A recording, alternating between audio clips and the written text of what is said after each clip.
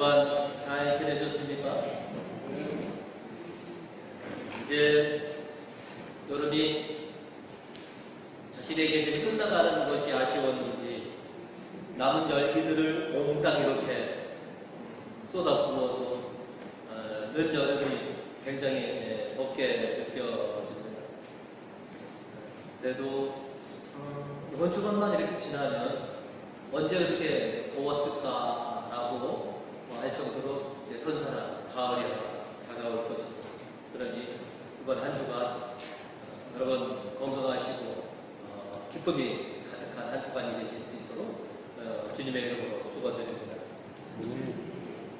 오늘은 그럼에도 불구하는 신앙이라고 하는 제목으로 함께 은혜를 나누고자 합니다. 오늘 성경은 저희에게 고통을 견디는 믿음에 대해서 먼저 말씀해 주고 있습니다. 예수님께서 안식일이 되어 회당에서 가르치고 계셨을 때 그곳에서 한 여인을 만나게 됩니다. 참으로 가련한 여인이 아닐 수가 없습니다. 11절로 보시면 마침 거기에 18해 동안이나 병매에 사로잡혀 허리가 굽어져서 몸을 제대로 펴지 못하는 여자가 하나 있었다라고 우리에게 그 여자의 신원에 대해서 가르쳐주고 있습니다.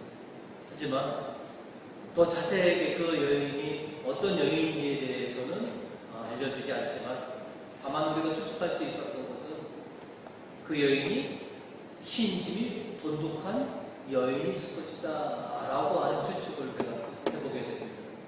왜냐하면 안식일에 되어서 안식일을 지키기 위해서 회당까지 나와야 하는 상황입니다. 18년 동안 병마에 사로잡혔고 허리까지도 심하게 굽어졌고 굉장히 큰 고통 속에서 살아왔는데 그 몸을 이끌고 안식일날 회당까지 오려면 보통 힘들고 고통스러운 것을 극복해내지 않으면 안 되는 상황이기 때문에 그 고통에도 불구하고 그렇게 회당 앞에 나와 있는 이 여인, 그래서 이 여인이 굉장한 신심을 가진 이 여인이었거니라고 우리는 생각합니다.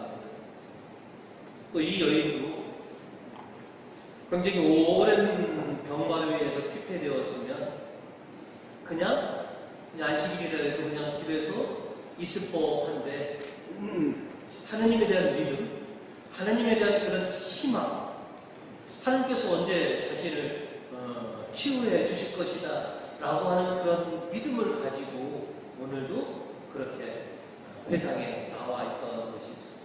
그래서 예수님께서는 그 여인의 그 믿음을 보시고 놀라운 능력을 보여주십니다. 12절과 10절을 보시면 예수께서는 그 여자를 보시고 가까이 여인아 내 병이 이미 너에게서 떨어졌다 하시고 그 여자에게 손을 얹으셨다. 그러자 그 여자는 즉시 허리를 펴고 하나님을 찬양하였다라고 했습니다. 얼마나 기쁘고 참 감격스러웠겠습니다.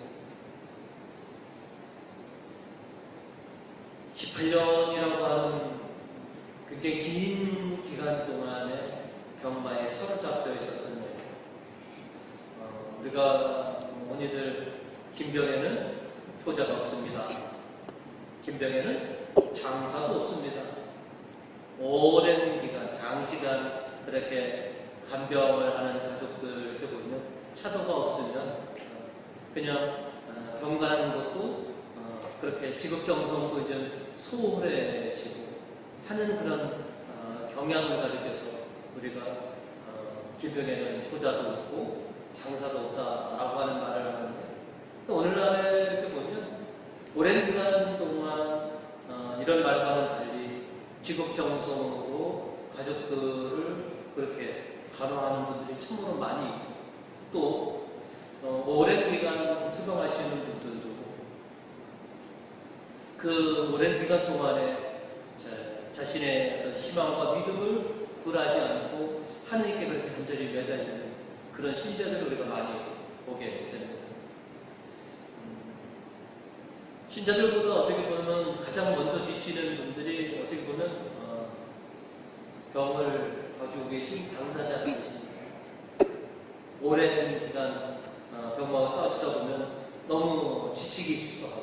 힘들기도 하시죠. 때로는 체념, 때로는 자포자기, 때로는 주님 저를 좀 빨리 좀 데려가 주세요 라고 하는 그런 기도를 할 정도로 긴 병은 우리들에게 참 이렇게 아픔과 또한 좌절과 체념이라고 하는 큰 상처를 안겨주기도 합니다.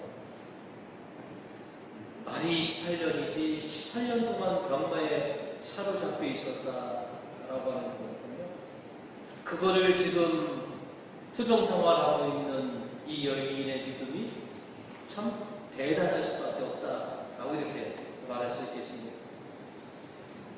오늘 설명이 말한 것처럼 허리가 완전히 굽어져서 몸도 제대로 펴지도 못하는 그런 사람, 거기에 수반되는 고통들, 우리 본인들 협착 쪽만 좀 심해도 디스크만 조금 허리가 좀 부풀어져도 굉장히 큰 고통을 수반하는데 그렇게 18년을 보내왔다. 그럼에도 불구하고 안식일을 지키기 위해서 회당에 그 아픈 몸을 이끌고 나왔던 이 여인의 모습을 우리들에게 오늘 주님께서는 보여주시는 것이죠. 많은 분들 같았으면 18년이라 하면 아마 참여하시는 분이 참 많았을 것입니다. 그리고 치유라고 하는 것에 대한 희망을 포기한 지도 오래되었을 수도 있었을 것입니다. 고통이 불편하다고, 몸이 아프다고, 안식일을 또 회당에 가는 것을 기피하고 멀리할 수도 있었습니다. 다른 분들도 아마 이 분이 나 아파서 못 갈 것 같아 그러면 아유 그렇죠, 못 오실만 하죠 라고 그렇게 여길 정도인데 그럼에도 불구하고 이 여인은 지금 안식일에 회당 앞에 나와 있었다는 것이죠. 이 여인은 우리들에게 행함 있는 믿음이 어떤 믿음인지를 우리에게 잘 보여주고 있는 것이죠. 우리들은 흔히들 말합니다. 마음은 원이로되 몸이 따르지 않습니다. 몸이 따르지 않음에도 불구하고 주님의 집에 나와서 주님께 예배드렸던 이 여인, 이것이 신실한 신자의 믿음, 어떤 상황 속에서도 그럼에도 불구하고 하는 그런 신앙을 우리들에게 보여주는 것이죠. 이렇게 고통에도 불구하고 주님 앞에 나와 있는 이 여인을 주님께서는 이제 오늘 치유해 주시기로 작정을 하신 것이죠. 그래서 당신의 능력을 드러내십니다. 주님의 능력은 한도 끝도 없으십니다. 욥은 이렇게 주님의 능력에 대해서 고백한 적이 있습니다. 욥기 42장 2절로 알았습니다. 당신께서는 못하시는 일이 없으십니다. 계획하신 일은 무엇이든지 이루십니다. 그분이 바로 하느님이시고 바로 예수님이십니다. 당신께서 하시고자만 하신다면, 예수님께서 마음만 먹으신다면 못하실 일이 없으십니다. 18년 동안 괴롭혔던 병마, 사탄의 그 소나기 안에 모여있는 그 여인, 그런 거는 예수님 앞에 아무것도 안 있는 것입니다. 오늘도 말씀 한마디로, 그리고 사랑스러운 당신 손길 한 번으로 18년 동안 고통 속에 있었던 이 여인을 해방시켜 주시고 온전케 해 주십니다. 오늘 일독서 11절은 또 우리에게 이렇게 얘기해 주십니다. 야훼가 너를 줄곧 인도하고 메마른 곳에서도 배불리며 뼈 마디마디에 힘을 주리라. 하나님께서 너에게 힘을 주실 것이다 라고 하는 것이죠. 시편 3절은 또 우리에게 이렇게 말합니다. 내 모든 죄를 용서하시고 내 모든 병을 고쳐주신다. 이것이 하느님의, 예수님의 능력이시다. 그리고 이독서 26절로 그때 그분의 음성이 땅을 흔들었지만 이번에는 나는 한 번도 내 음성으로 세상을 뒤흔들겠다. 그래서 여인아, 네가 이미 나았다. 그리고 그에게 손을 얹어주시고 안수하자 그 여인은 씻은 듯이 18년 동안 이 병마에서 해방되었던 것이지. 예수님은 이렇게 18년 동안 병마에 사로잡혔던 이 여인을 해방시켜 주신 것이지.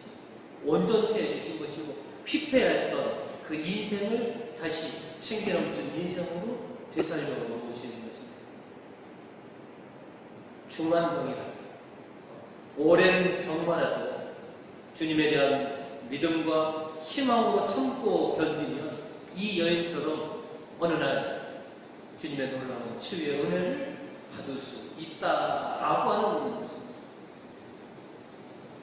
예수님께서 당신의 사랑의 손길로 우리를 이렇게 스쳐주시기만 해도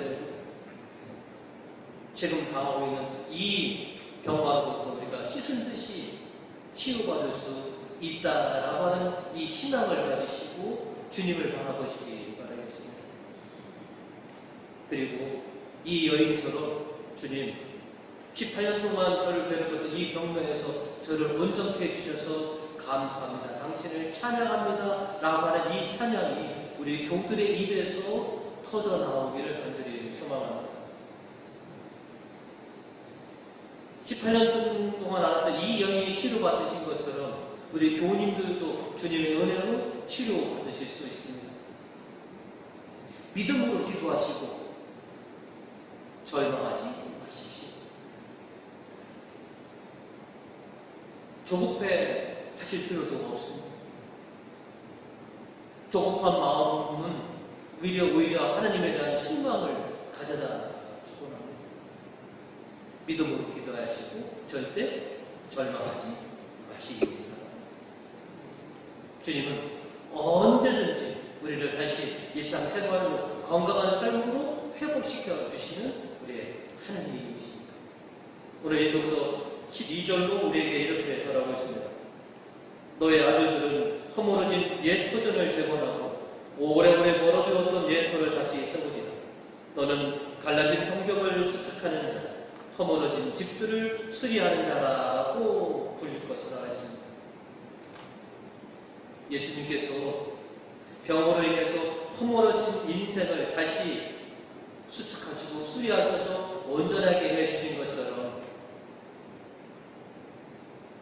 이제 고통 중에 있는 우리 교우님들의 삶도 주님께서 다시 온전하게 회복시켜 주실 거라는 것입니다. 18년간 병마와 싸웠던 여인을 온전히 해주신 예수님, 그리고 그보다 더 긴 병, 여러분 잘 아시는 벳제다 연못에서 38년 동안 앓고 있었던 그 사람도 고쳐주신 예수님. 예수님에게는 병증이 얼마나 어떻냐 중요하지 않습니다. 얼마큼 앓고 있었느냐 중요하지 않습니다. 당신에 대한 믿음과 희망이 있는 자에게 반드시 치유의 은혜를 베풀어 주신다라고 하는 것이죠. 그래서 이런 주님에 대한 믿음과 희망으로 우리는 늘 주님 앞에 나와서 간절히 기도하는 것이죠. 주님이 우리에게 요청하시는 건 뭡니까? 그럼에도 불구하고 주님을 믿고 주님에게 희망을 걸고 언젠가는 나를 씻은 듯이 고쳐 주시는 은혜를 베풀어 주시겠지라고 하는 마음으로 당신 앞에 나오기를 그렇게 바라보고 계십니다. 우리 교우님들 수병국에 계신 분들이 처음으로 만나십니다. 한 18년 되셨습니까? 한 38년 되셨습니까? 이런 사람도 치유해 주시는데, 그렇죠?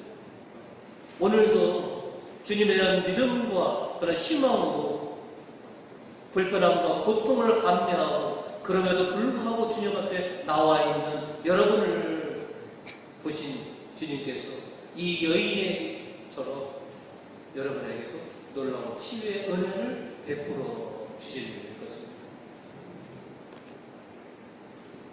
우리들 흔히들 그러시죠. 봉사다망함에도 불구하고 고통과 아픔과 여러 상황에도 불구하고 거룩한 주일에 주님 앞에 나와 간절한 은혜를 사모하시는 여러분의 그 믿음을 아시기에 이제 여러분이 소망하시고 그렇게 간절히 원하는 치유의 은혜들을 베풀어 주실 거라는 것을 믿습니다. 이제 이 여인이 감사의 찬양을 돌려드렸듯이 이제 여러분이 주님의 치유의 은혜를 받으셔서 주님께 찬양을 돌려드리는 우리 교원들 되시기를 주님의 이름으로 축원드립니다. 오늘 설교는 저희들에게 두 번째로 올바른 주일 성수에 대해서 가르쳐주고 계십니다. 안식일날 회당에서 18년 동안 병마에 사로잡혀 있는 여인을 치유해 주신 예수님입니다. 거기에 있는 모든 사람들이 그 놀라운 사건을 보고 모두가 다 하느님을 찬양했지만 한 사람은 그렇지 않았습니다. 그 회당에서 제일 높다고 하는 회당장은 이렇게 오히려 하나님의 일에 대해서 예수님의 일에 대해서 반대를 드리는 것이죠.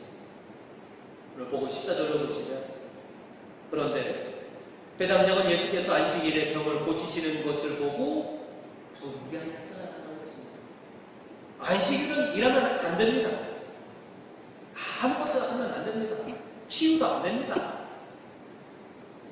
이렇게 매몰차게 주님에게 반기를 준 것이지. 그래서 예수님께서는 이 회당장과 당시의 유대인들에게 왜 하나님께서 안식일을 제정해 주셨는지 그 진실, 그 올바른 안식일을 지키는 그 의미를 이제 세상 깨닫게 해주신 것이죠. 우리가 이미 알고 있는 대로 안식일을 지킨다는 것, 주일을 지킨다는 것은 우리가 정한 일이 아니다는 것이죠. 바로 하느님이 제정하신 거라는 것이죠. 오늘 일독서 13절은 우리에게 이렇게 얘기합니다. 나의 거룩한 날에 돈벌이 하느라고 안식일을 기뻐하지 마. 안식일은 기쁜 날, 야훼께 바친 날은 귀한 날이다. 기쁜 날이고 우리가 하느님께 바쳐야 하는 날이라는 것이죠. 이어서 14절로 그리하면 너는 야훼 앞에서 기쁨을 누리리라 하는 것이죠.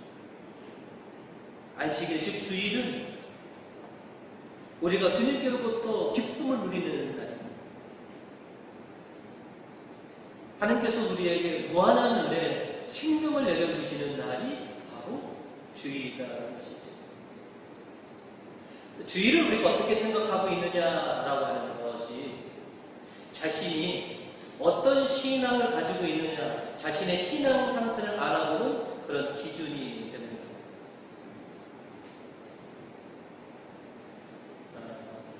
저는 그보다 상가에 이렇게 보면 이게 푯말도를 있잖아요. 주일은 쉽니다 라고 하는 집이 있고요. 또 어느 집은 일요일은 쉽니다 라고 하는 집이 있어요. 우리는 오늘을 주일로 부르느냐 아니면 일요일로 부르느냐에 따라서 내 신앙의 상태를 살짝 엿볼 수가 있습니다. 여러분들은 오늘을 다 주일로, 오늘 주일이지 다음 주일 뭐해? 지난 주일에 뭐했어? 그러니까 우리는 주일로 부르지만 오늘을 주일로 부르지 않고 오늘 일요일이지 다음 일요일날 뭐해? 이렇게 주일과 일요일로 부르는 거에 따라서 그 사람의 신앙의 영적인 상태를 우리가 쉽게 엿볼 수가 있습니다. 또 여러분들은 주일이 돌아오는 것을 반기시지만 어떤 분들은 주일은 반기지 않고 일요일만 반기시는 분이 계십니다. 그래서 언제 일요일로 여러분들은 언제 또 주일이 오냐라고 주일을 반기는 사람과 일요일을 반기는 사람 이렇게 확연히 나눠지게 됩니다. 그럼 왜 주일을 반기지 않고 일요일을 반기느냐라면 그 사람 마음속에 하나님을 섬기고자 하는 그런 생각이 많이 상실했기 때문에 주일이라고 부르지 못하고 일요일이라고 부를 수밖에 없는 것이죠. 내가 하나님을 섬겨야 되겠다라고 하는 마음이 새록새록 마음속에 가득 찬다면 자연스럽게 일요일이 아니라 주일이라고 하는 말을 쓰게 되는 것이죠. 또 사제들이 주일 성수에 대해서 강조할 때 많은 분들이 이렇게 오해하는 경우가 있습니다. 우리 신부님은 출석을 굉장히 신경을 많이 쓰셔서 출석을 강조하는구나 라고 생각하는 분이 계시겠지만 절대 그렇지 않습니다. 저는 교우들의 출석에 대해서 강조하지 않습니다. 다만 이 주일이 바로 여러분이 생명을 얻는 날입니다. 여러분이 하나님께서 주시는 생명을 받아가는 날입니다. 그래서 나오셔서 꼭 생명을 받아가시고 기쁨과 은혜를 받아가십시오 라고 하는 그런 마음이기 때문에 주일을 지키셔야 됩니다 라고 그렇게 얘기하는 것이죠. 단순히 주일은 출석 여부를 강조하는 것이 아닙니다. 하느님에게 나와서 생명을 좀 받아가십시오. 하느님께 생명을 받아가는 날이 주일이고 하느님께 생명을 받아가는 곳이 바로 여러분 지금 나와 계신 성당 하느님의 집인 것이죠. 그래서 왜 내가 주일을 지켜야 되냐? 왜 내가 아버지 집에 내가 나와서 이 주일을 내가 지켜야 되는가? 이것을 분명히 알아라. 구약의 백성은 처음으로 모세에 이끌려서 시내의 산에서 하나님의 놀라움을 체험했습니다. 그리고 무슨 일이 있었을 때마다 시내의 산으로 가서 하나님을 찾아야 되었습니다.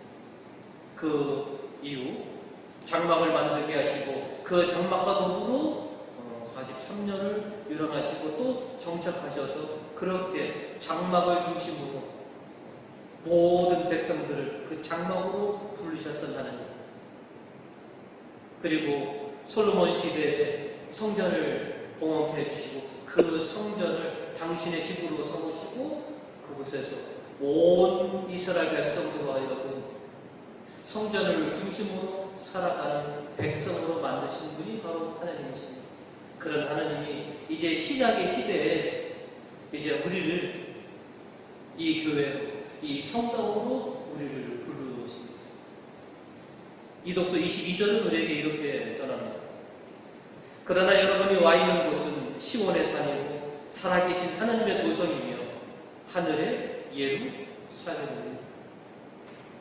여러분이 와 있는 곳, 이곳이 어디느냐? 거룩한 시온산이고 하늘의 예루살렘입니다. 하나님의 도성에 여러분은 지금 와 계신 겁니다. 그리고 24절부터 이렇게 얘기하십니다. 그리고 새로운 계약의 중재자이신 예수가 계시고 아벨의 피보다 더 큰 힘을 발휘하는 속죄의 피가 있습니다. 하나님의 어린 양이시고 우리의 죄를 대속해 주신 예수가 계시고 그분이 흘리신 속죄의 피가 있는 곳이 바로 어디냐? 바로 여러분이 지금 와 있는 이곳이라는 것이죠. 그래서 이곳으로 거룩한 주님의 날에 그래서 여러분 모두를 부르는 것입니다. 주일은 거룩하고 기쁨의 날입니다. 그리고 우리가 하나님께 기쁜 마음으로 바치는 날입니다. 그래서 경건하고 경외하는 마음으로 우리는 이 미사를 주님께 올려 드리고 있는 것입니다. 이독서 28절은 우리에게 이렇게 얘기합니다. 우리는 흔들리지 않는 나라를 차지했으니 감사를 드립시다. 그리고 하나님께서 기뻐하시도록 경건한 마음과 두려운 마음으로 하나님께 예배 드리십시오. 그래서 여러분이 경건하고 경외하는 마음으로 지금 지금 미사를 바치고 있는 것이죠. 내가 얼마만큼 주님의 집을 그리워하고 있는가, 얼마만큼 주님의 나를 사모하면서 살아가고 있는가. 이스라엘에서 가장 위대한 왕이라고 불리는 성왕 다윗은 하느님의 집을 사모하고 그리워하는 그런 마음을 시편에 이렇게 기록했습니다. 시편 84편 1절로 만군의 야외에 계시는 것 그 얼마나 좋으시니, 하느님이 계시는 것 얼마나 좋은 곳이니. 122편 1절로 야외의 집에 가자 할 때 나는 몹시도 기뻤다.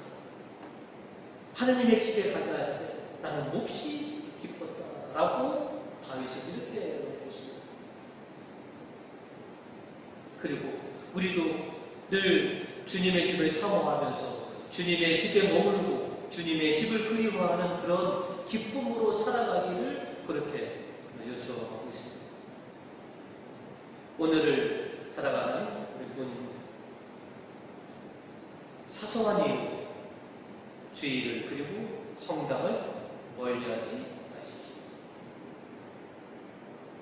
미사를 짐으로 여기지 마시고 미사가 재미없다고 여기지 마십시오. 미사는 재미있고 하느님께 제사 드리는 것이 재미는 아닙니다. 물론 교회는 재미있어야 돼요. 미사가 끝난 다음에 친교로 활기차고 재미있어야 되는 것입니다. 미사는 경건하고 경외하는 마음으로 우리가 하느님께 드리는 거고, 그로 인해서 우리가 생명과 은혜를 받는 은혜를 얻지가 않는 것이죠. 오늘도 우리에게 생명을 허락해 주시고 은혜를 베풀어 주실 겁니다. 수많은 고민과 고통과 그런 어려움을 짊어지고 오늘 주님의 전을 찾았다면 여러분이 가실 때에는 기쁜 마음으로, 헐거운 마음으로 집으로 돌아보내시는 분이 바로 우리 하느님이십니다. 이따 가실 때 제발 하느님에게 맡겼던 보따리 다시 찾아가지 마십시오. 하느님에게 맡겼던 수많은 것 다시 찾아가지 마시고 그냥 주님은 오늘 네 고통과 어려움과 수많은 것도 내려놓고 가는 헐거분하고 기쁜 마음으로 내가 너를 돌려보낸다라고 했는데 굳이 아닙니다. 1시간 반 맡아주셨으면 감사합니다. 이제는 다시 이 고민거리 제가 짊어지고 가겠습니다 라고 하는 고집은 세지 마시라라고 하는 것이죠.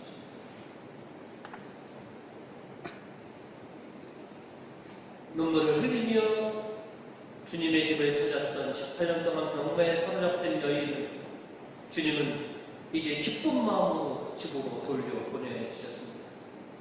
이제 그 예수님께서 여러분을 기쁜 마음으로 집으로 돌려보내주시기를 간절히 소원드립니다.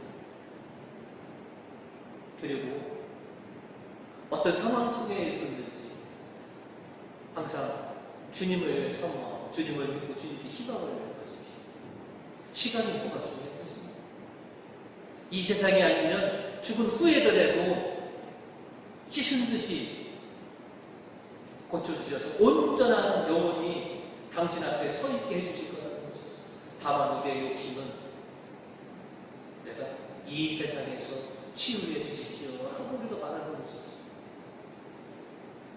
내가 지금 이 세상에서 주님의 치유의 은총을 못 받았다면 죽은 후에 반드시 온전하게 그렇게 당신 앞에 설 수 있도록 깨끗이 씻겨주실 분이 바로 주님이십니다. 주님의 놀라운 능력을 믿으시고 또 수많은 일이 있을 때 그 모든 상황을 다 이겨내시는 그런 행함 있는 믿음을 여러분이 꿋꿋하게 지켜내시기 바랍니다. 오늘도 몸이 불편하신 부모님들이 그 불편함을 이끌고 주님 앞에 나왔습니다. 고통에도 불구하고 수많은 어려움과 수많은 일에도 불구하고 그렇게 주님 앞에 나오는 당신의 자녀들을 주님께서는 반가워하신다는 것이죠. 이제 주님이 어떤 분이신지를 우리가 잘 알게 되었습니다. 그래서 항상 주님의 은혜, 주님의 생명이 나에게 차고 넘치도록, 그리고 일상생활 속에서의 많은 어려움들, 또 고통들, 그 모든 것들 다 주님께 맡기고 여러분이 밝고 건강하고 행복하게 살아갈 수 있도록 그렇게 주님의 은혜를 받으시는 우리 교우님들 되시기를 주님의 이름으로 축원드립니다.